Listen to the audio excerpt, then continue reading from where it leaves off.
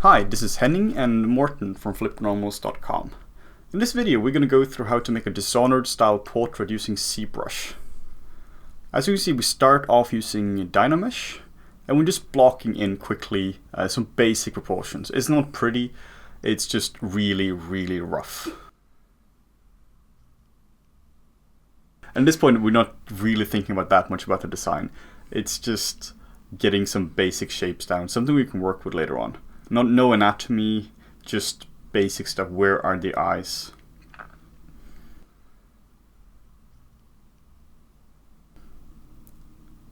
Then we start blocking in some anatomy, like basic cheekbone, basic bony landmarks.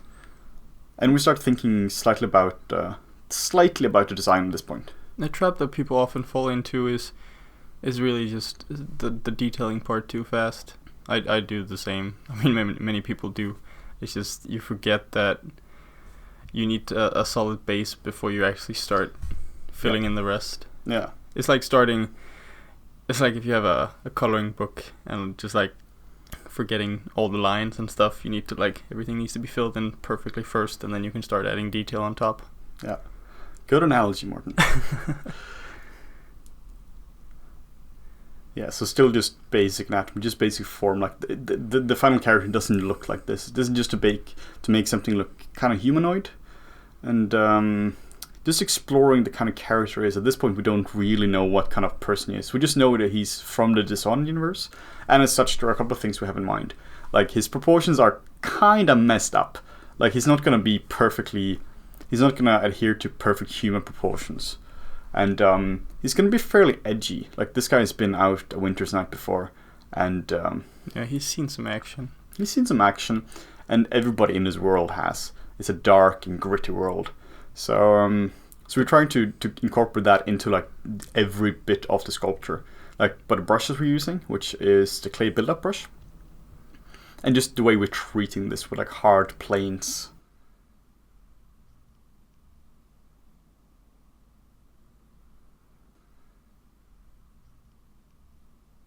You can see with the clay build-up brush, we're using the hard alpha with it, which really gives it this sort of rough look automatically. So you don't need to worry about you're sculpting with a soft brush or anything.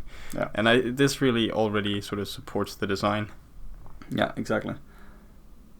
And this is just us checking the silhouette, and just to make sure that we're getting the character across that we want, and make him feel like we want him to feel, and just trying to get something strong out of his profile, out of his silhouette. So when we check from the side view, we want to have a strong, clear shape, not small little bumps. You want to have a big, broad shapes. This is true for all the views, but particularly from the side view, you can see that it's kind of following the nose and the forehead and the back of the head are kind of one nice curve. Yeah, and especially from when you look at stuff from the Dishonored universe, a lot of it is very, I wouldn't say caricatured, but it's kind of a little bit. Yeah. Everything is stylized. Yeah, it's stylized, and especially this is very very edgy and very defined. There's no softness to this world. Even the women, women are normally fairly soft. Yeah. But right now they're in this universe, they're just edgy and pretty miserable. Yeah, and you look at some of the concept art, and I mean, you can definitely see that they live in a tough place. Yeah. And people, they've adapted to that, and that's sort of the design we're going for. Yeah. So this is here, you see, we don't even have eyes. It's just a really rough placeholder. Same for the lips and everything. It's very rough Dynamesh stuff. Just getting planes down right now. And if you don't have these planes, your sculpt will fail in the end. You need to define the planes. Yeah, and it's such with the trim dynamic brush, for example, it's really useful to actually define an actual plane. Yeah. And I guess this is sort of a particular style of sculpting. This very geometrical type of sculpting where you fill in the planes. You can clearly see, this is where the cheeks are, this is the nose, this is the bridge of the nose. Yeah. There are many different ways to do this kind of sculpting, but this particular style really sort of lends itself well to this character. I think. Yeah, it does. Now we're just getting some eyes in here. It's really hard to sculpt something without eyeballs. Like your eyes are just gonna look really weird because they're not really conforming to anything. Yeah, I mean, you can only go for so long without sculpting eyes. Yeah. And yeah, like Henning says, it's as soon as you get eyes in there, your sculpt is actually going to change. You can see, we start to pull back the inner parts of the eye a little bit, and actually forming the face around the two spheres that are the eyes. Yeah, exactly. Still no details though. Just getting the curvature of the eyes. So the way we do this is just like getting the Polymesh 3D of the sphere, appending it, making it correct on one side. Once it's correct on one side, we use Subtool Master, which is under C plugin, Subtool Master, and there's a little guy there just called Mirror. A little guy. Little person there. So just hit Mirror, and this is going to mirror it over to the other side, which is really nice and handy. And this point as well, it's all using symmetry here. Later on, I will disable symmetry, but right now it's just really nice to just explore the character. Once you're exploring the character, it's just really nice because, yeah. We have no idea how it's actually going to look at this point. No, I mean, most of it is just based off of, like we talked about, Dishonored concepts, and not specifically a character from the universe, but just being inspired from the overall style. Yeah. And just trying to make our own sort of fit into that universe. Yeah, trying to adhere to a general shape language. So the thoughts when doing this was that he was some kind of like general who'd maybe had a slightly dodgy past, which you're going to see later on, like adding more character to him, like scars, because I like scars. It's always scars. Always scars. Every time. Every time. We had a talk about that just before, and I asked Henning if he'd ever done a character without scars, and nope. We think the answer is no. Yeah, I think it might be no. I don't think I've ever done a character with a scar. Well, time to start. So I don't think we used smooth brush at all during the initial phases of this. Maybe some smooth brush somewhere, but in general it's used very, very little. The cool thing about using something like the clay build-up for smoothing is that you get a lot of character. You get a lot of planes almost for free. Yeah. By using that. You see, I just smooth the lip out a little bit, but most of it is just done using the clay build-up. And it's like a lot of the stuff here kind of looks like it's done very fast and it's done without thinking a lot about it, but that is not really the case, because you gotta look at faces and you gotta do a lot of faces to sort of get to this point where just filling in the muscles and the bony landmarks just comes natural to you. Yeah. And this is not, I mean, you can't just do this like just off of nothing. No. It's a lot about looking at reference. And once you've got that down, that's where you can sort of start to stylize stuff and move on to making your own sort of like really stylized to push characters, I think. I think this is very important, like what Martin's saying now, just like really knowing the foundations before you start going crazy into your own fantasy world. I mean, of course, you can totally start making your own designs from day one when you're doing art. Yeah. But the more you know about nature, the better your work is going to be.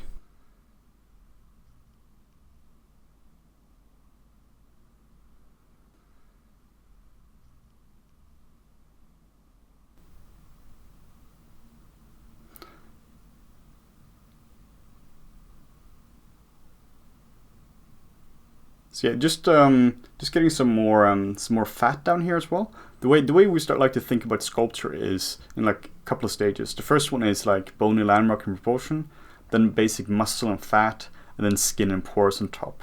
So once you don't start adding volume to your fat until like your skull is defined, because all is connected to the bony landmarks. So you really need that to explore the rest. And even sort of like fat pads is something that adhere to anatomy. Yeah. Some people just fill in fat, where they think fat is going to be. Yeah. The same with wrinkles. There are pretty strict guidelines for what wrinkles and fat actually look like and where they sit on the face. Yeah. And I think that's really important to keep in mind. Otherwise, your character might end up looking really weird. Yeah. Yeah, you might not be able to tell exactly why it looks weird, but it's just going to look off. Something is going to look off, and that's probably because you don't know your exact anatomy or yes, one stage of the anatomical foundation might be lacking, like not knowing where the bone landmarks are, where the muscles are connecting, fatty pads, even something like top layer, like small wrinkles and pores. Yeah. And you see here now, we're just experimenting slightly with different matte caps. Not experimenting, it's just checking with various matte caps. Yeah, and we've talked about that before, and it's like, it really helps you to look at your sculpt from sort of like a different perspective. Yeah. Different matte caps reveal different things.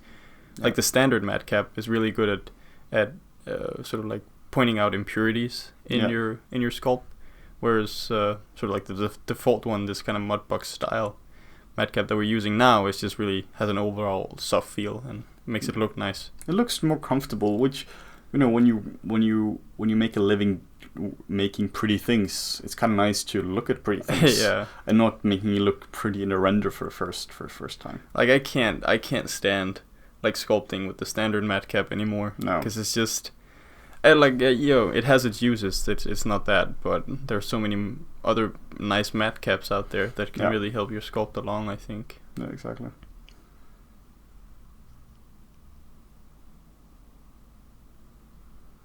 He looks so sad.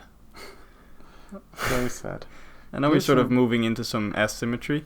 Yeah. And this is kind of where you take the character and give him character. Yeah. I mean, it's like just by moving stuff around, you get a lot more interest in it. Yeah, and like some story into him. Yeah, you know, exactly. like scars and a broken nose. You know, he's been in fights, obviously. And he's just really ugly. He's pretty ugly. And all of this just lends itself to, you know, what we gather from the Dishonored universe. Yeah, and by making it asymmetrical, you add more credibility to the design as well. And it just looks more interesting. So from this point on, like, everything is done with asymmetry. So just hitting the X key in Zbrush, just disabling symmetry.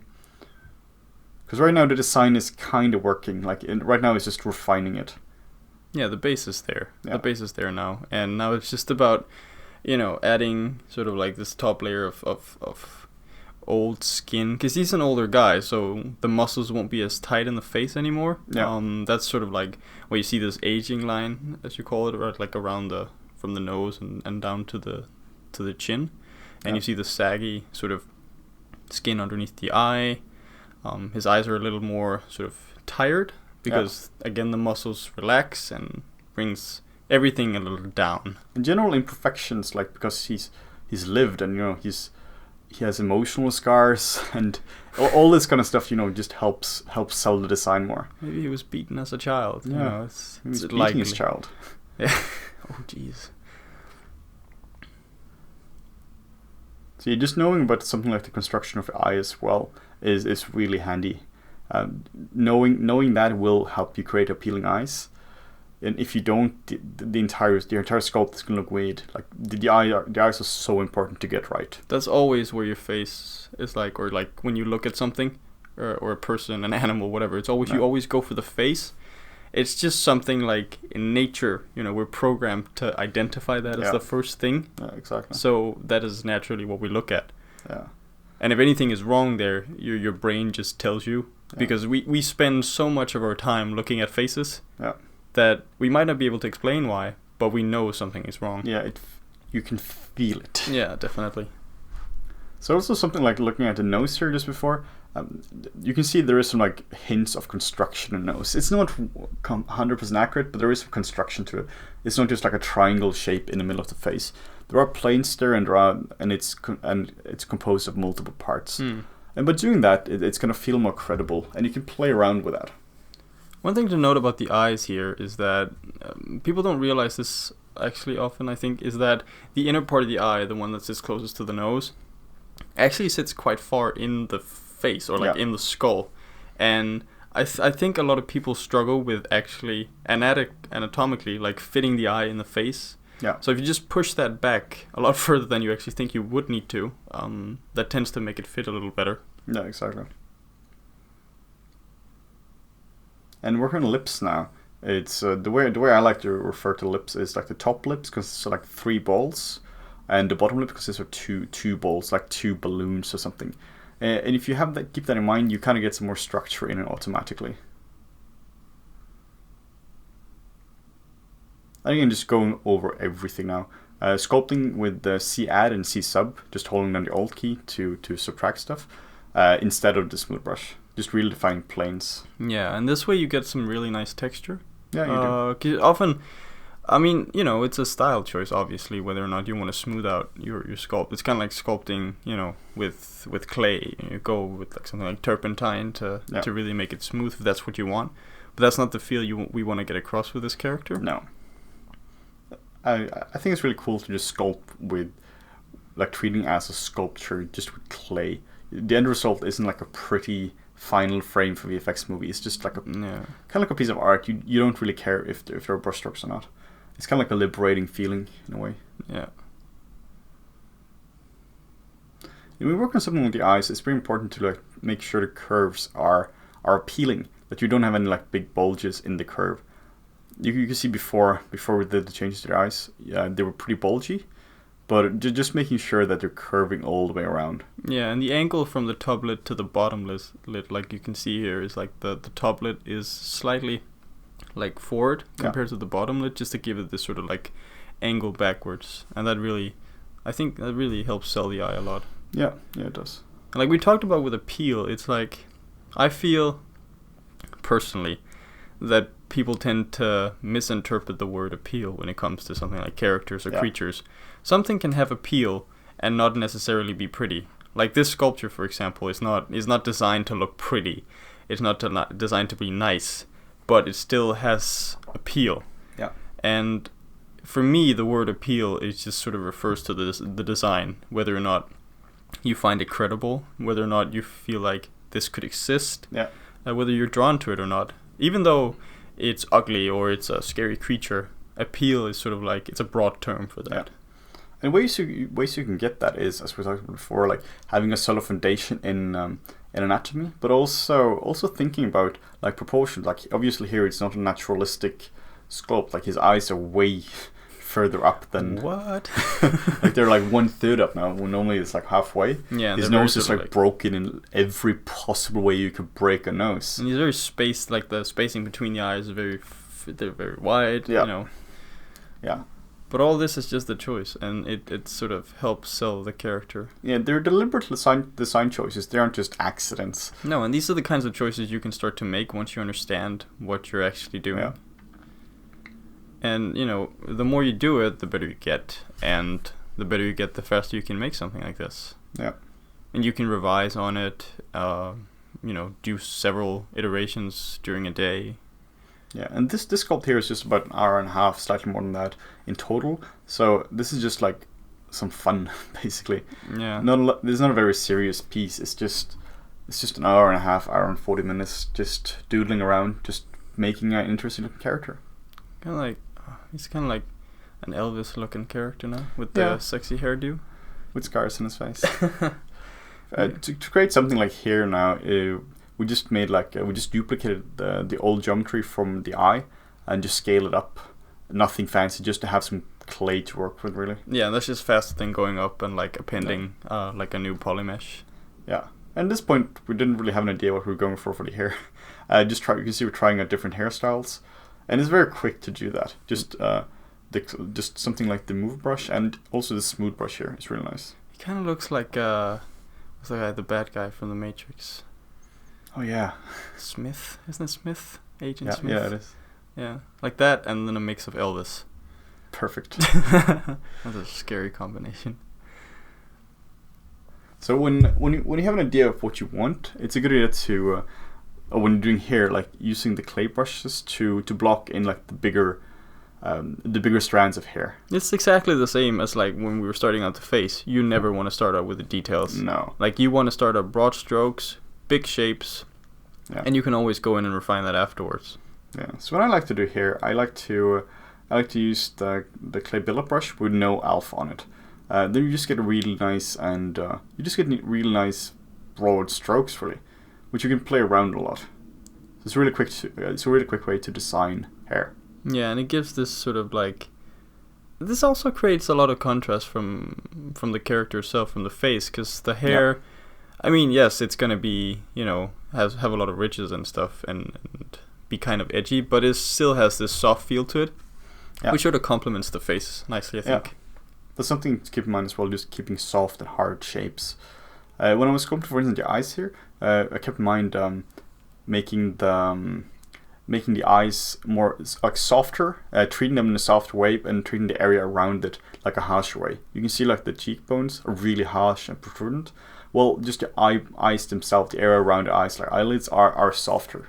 Yeah, and like if you wanna check out something regarding hair, we have a tutorial on it on flipnormals.com. So yeah, you could check that out if you're interested in some like more of the specifics of what brushes, the techniques and stuff we use to actually create hair. Yeah, because let's say this is not in-depth hair tutorial sculpting. And hair is hard to do. Yeah. It takes a while to get used to do it. But once you learn the basics and once you have a foundation in it, it's fairly quick to do. You can make something pretty appealing very, very quickly. Yeah, and like, you know, the way we usually do it is sort of like a mix of the clay build-up brushes, like different alphas, standard brush and Damien standard brush. Yeah. To just sort of like build up volume, make peaks, and like really deep indents in the hair. Holding down the Alt key and using the damn standard brush is really nice. You get some really nice and crisp lines. And really nice. We use this a fair bit here as well. And you can use that like many places, you know. Yeah. Use damn standard everywhere because it's amazing.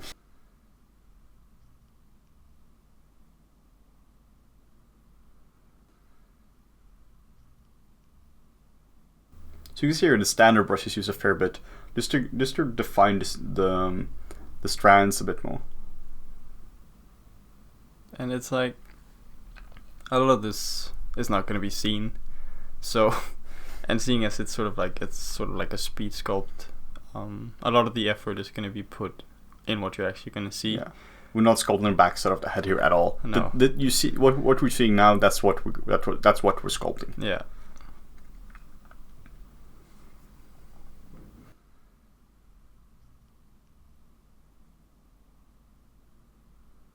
So we'll recount this out of camera angle here, and that's going to be kind of from the front or with a slight rotation to it maybe.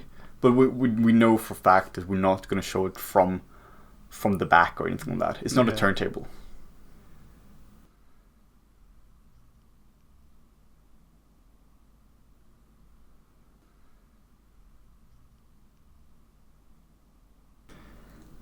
It's always nice to have a complete piece that you can show off, but having just something sculpted from the front or whatever is really, you know, you can present something really quickly as well like that. Yeah.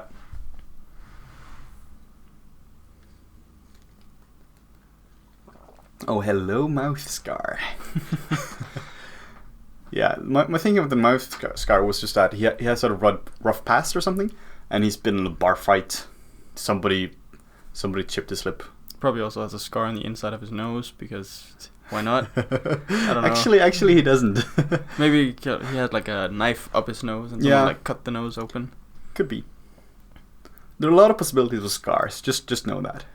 Yeah. So if any questions regarding scars, don't hesitate to email Henning. He'll be more than happy to answer all of your questions. No problem at all. We should do like a scar tutorial. I'll do it. You're not gonna touch that. So right now it's just like adding some fat to it or some like leathery tissue on the bottom of his chin. Just makes it look more interesting. Like it's just old and kind of gnarly. Yeah, and you can see the variation in texture pretty clearly. Yeah. From something like the more flat areas to the curved areas. The curved areas are a lot smoother because that's sort of like where everything sort of droops to. Yeah. And this again, it's all about creating visual interest, not just in terms of the silhouette or the profile, but you can also do this internally. Yeah. And this is often done with variation in color, variation in texture, stuff like that. Just variation in general creates interest. Yeah. Contrast creates interest. Remember that, kids. It's important. What Uncle Morton told you. Uncle Morton. Yeah. Little known fact is that I am older than Henning by like 6 months, but it still counts. Yeah. I'm a bit better about that. So just adding some wrinkles around the eyes as well. Very, very low on details. Nothing fancy here. but just enough to like get some definition here, kind of like enhancement details. We're saying this area here is made of this kind of material. And you have sort of like the muscle around the eye, the orbicularis oculi, sort of like goes around like in a circle. It's like a donut shape. Yeah. And with any sort of wrinkles and stuff like that, it always sort of it goes across the muscle. Yeah. So you can see the way it sort of fans out and creates these crow's feet. That's the line that goes across the muscle. They never go along them like that. So they cross them. That's just an important thing to keep in mind. Yeah. Good, Morten. Good. Wrinkle science. I think we talked about doing a wrinkle tutorial. Yeah, we're probably doing that at some point. Yeah. So just by raising one of his eyebrows up, he looks just a bit more suspicious. Yeah. And that's, you're creasing the skin in between his brows. Yeah. Also, creates more interest. Yeah. There's more contrast in there. Also, when you're doing something like this, I just highly recommend getting a mirror. You're going to look really silly. But you can make a lot of funny faces in a mirror, and it's just amazing for like facial reference. It's going to be fine if you're just sitting in a room alone, making weird like faces at yourself. Incidentally, Henning wasn't when he was doing this. He was sitting next to me, which was very, very funny. Yeah, that was a bit weird. But you got to suffer for the art, eh? And you can see here at the top of the eyes now, like we talked about before, how the skin or the muscles above the eyes start to droop. Yeah. This is very common in people when you get, slightly older. I think around the age of like 35, 40, that's sort of like when you start to droop down like on your eyes. But if you are between 35 and 40, don't be sensitive. No. We're not talking about you. We're talking about all the other people. Just empirical data. It's a fact. So the head is now working all right. I mean, it's not perfect, but it's from far away it looks fine. So it's time to give him some clothing, because this is a general kind of guy. It's a life vest. Yeah.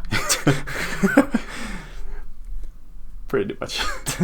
Just for now. I mean, again, it's like with everything. Start out simple. Don't focus on details. Get the big shapes. And there's design in everything, whether it's a face, hair, a coat. Yeah. Also you get reference with this. Like when we're doing this, we had reference on a second monitor. Get a second monitor if you don't have one. That's gonna save your sanity. It's just really nice to be able to sculpt while looking at reference without minimizing Zbrush or something like that. And here, like, just quickly to point out the Damien standard brush again, just really nice, creating really crisp edges, nice contrast in the coat that he's wearing. Yeah, really exactly. quick. Most of this is done, as I said, with the clay billet brush, but for some of this, it's also a good idea to just use a regular clay brush. The difference is that the clay build-up, well, you might have guessed, it builds up. So the clay brush will just have one layer, which is possibly what you want when you're doing something like clothing like this. Yeah, it doesn't keep, funny enough, building up. Yeah. And I feel like you have a lot more control when you're doing it. It's a lot finer. Yeah. But, they're both good in their own way for different things. Yeah. Kind of think of the clay brush here as like you're putting on a piece of clay that you've defined the width and the thickness of, and you're putting that on top. Yeah. Whereas the clay buildup is just like all the time. Blah, blah, blah. Yeah.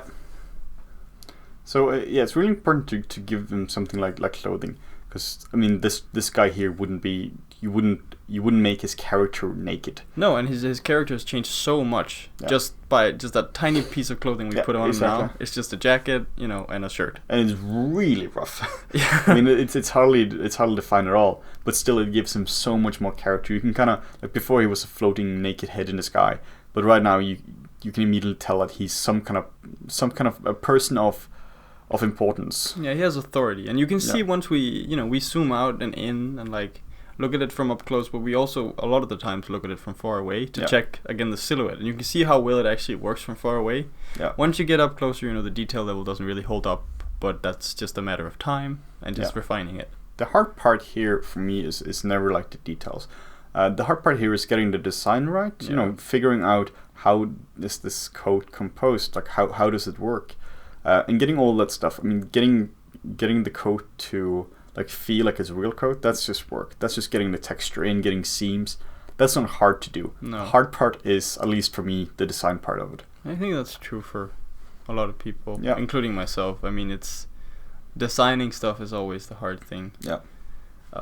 Filling in detail is just a matter of how much time are you willing to spend and put into it. Yeah, exactly. And at this point, he's really, we're not really touching the face anymore, and his character is sort of, it fits in with the Dishonored universe now. Yeah. And, he could be, I don't know, could be like a whaler turned nobleman or something. But yeah, that was something we had in mind when we started. Like somebody who maybe had a rougher background, but is more noble now. Maybe finds some riches. And that's something you should keep in mind as well. Like, what is the past or the story of this character? That's gonna help you so much creating character in him. Instead of the description here being general, and that's literally the only thing you have to work for. It's like, first off, we know he's in the Dishonored universe, which is like heavily based on whaling. Really, it's a really poor universe. They're not very affluent at all.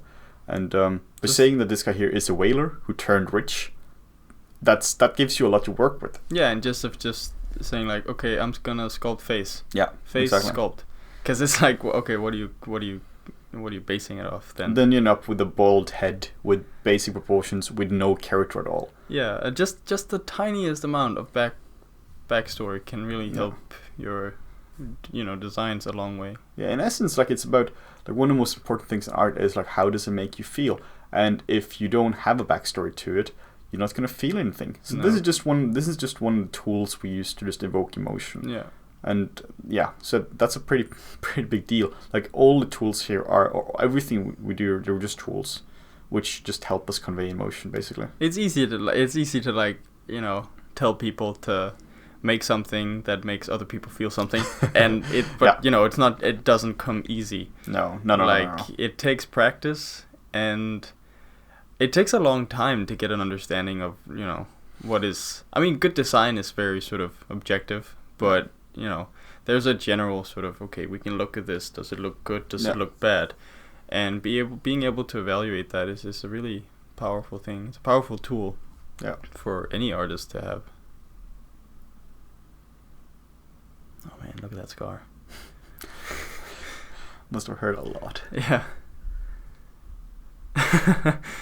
Sad, happy, sad, happy. Yeah, that's something to do as well. You just I constantly keep doing this to my sculpts. Just when it's almost done, just taking like a move brush, snake hook brush, and just like abusing the sculpt a little bit. Just pushing and pulling stuff. Just literally abusing it. Yep. Yeah, that's the best way to do it. Maybe wrong choice of words here, but no, but he does look kind of abused. Yeah. Just like by a move brush.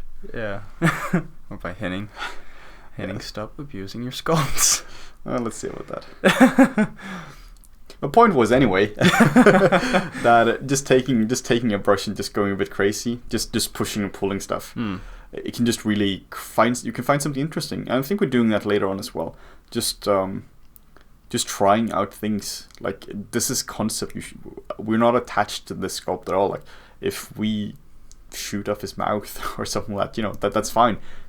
We can change a lot of things on this guy here. And we have got some nice detail around the neck now as well.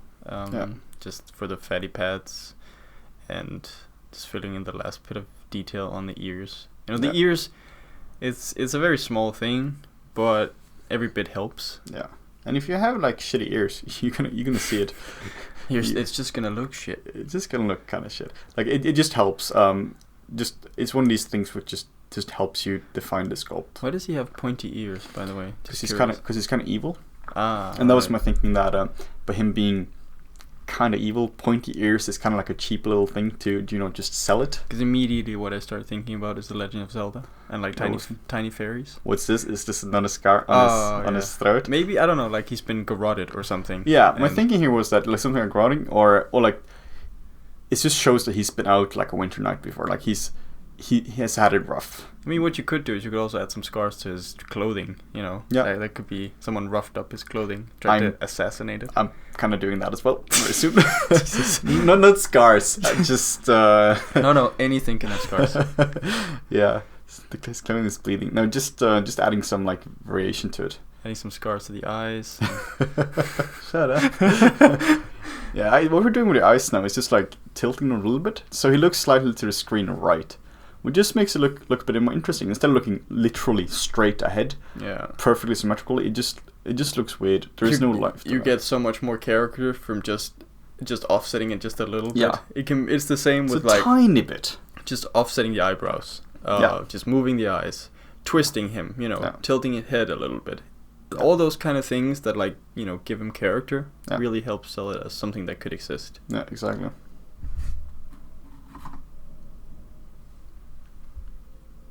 And just like very small tweaks now. This is after about an hour and a half. So just going around, just tweaking very small things now, like the mouth, just going over him and just making sure it's working. I don't think he's working anymore. He got too rich. It's like selling whale fat, and then he's got other people working for him now. Yeah, that's true. Oh no, so mad. Like that. Arr. Yeah, at this point I was actually looking in a mirror, or in my phone because I couldn't find a mirror. So I was making silly faces while Morten was looking at me, judging me silently. I don't think you knew. I was like pretending not to look while I was looking. I had a good feeling. Just getting that scar up breasts. Yeah, it's another scar. Is that another scar? Yeah, that's a wrinkle. Sure, whatever. And we're coming up pretty close to the end now. Yeah. And the very last parts of this are really just detailing. Yeah. It's just tying everything together, making everything look really nice, and just making sure that we've achieved what we wanted to achieve with the sculpt. So yeah, some patches on the clothing. So that's kind of like the equivalent of scars to his face. Like somebody tore his favorite blazer or whatever it is. It just adds character to it. Yeah. It doesn't necessarily have to make 100% sense. But yeah, that was just the last little thing. So yeah, this is the final result, which has been taken into Modo and rendered. I rendered there, and just some post-work in Photoshop. And we have tutorials on both these subjects on flipnormals.com. Yeah, we'll include some links for you to follow, so it's easy to find. Yeah, we don't like this specific model, but the principles are exactly the same. Yeah. So we hope you learned something from this. Yeah, and thanks so much for watching, and we'll catch you guys next time.